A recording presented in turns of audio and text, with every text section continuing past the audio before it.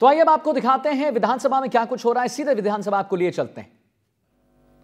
कब था सुनी सुनाई बात पे रख दिया साहब, वहां ऐसा छपा था।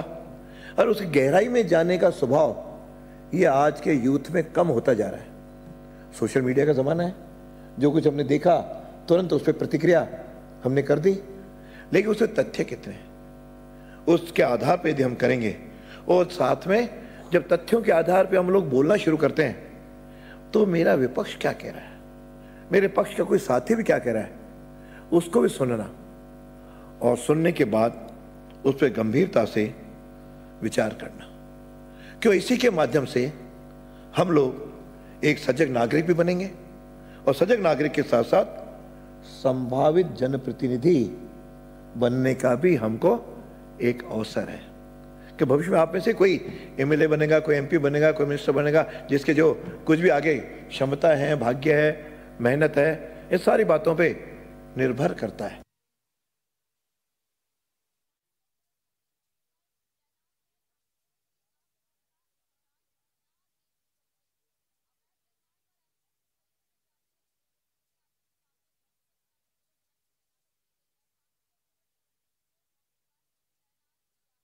स्पीकर साहब कह रहे थे कि प्रतिक्रिया जो है वो देने लगते हैं आज के युवा, क्योंकि सोशल मीडिया का ज़माना है, लेकिन गहनता से किसी चीज़ को पढ़ने की भी आवश्यकता उतनी ही है।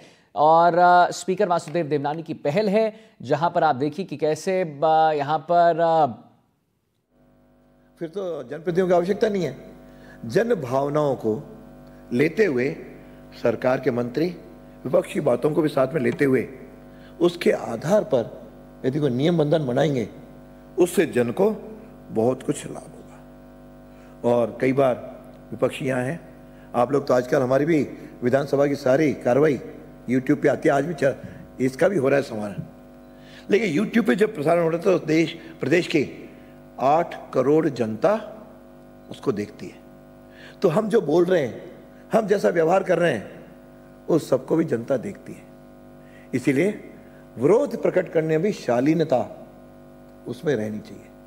हम जो चाहें आके कर सकते हैं, लोकतंत्र है, लेकिन लोकतंत्र में अभिव्यक्ति की भी एक स्वतंत्रता की सीमाएं होनी चाहिए। वो है, उसको भी है तो सही, सारे संविधान में लिखे सब, लेकिन उसका पालन सदन में हम लोग कितना करते हैं, वह भी एक विचारणीय विषय है। आप जैसे जनप्रतिनिधियों को, यूथ को इस पे सोचना पड़ेगा।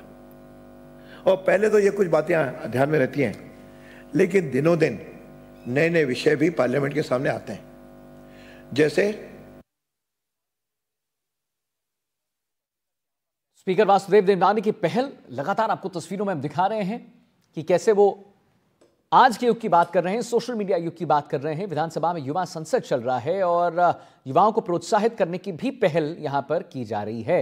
और आप देखेंगे तो देखेंगे कि प्रदेश भर में 100 से ज्यादा युवा जो हैं वो,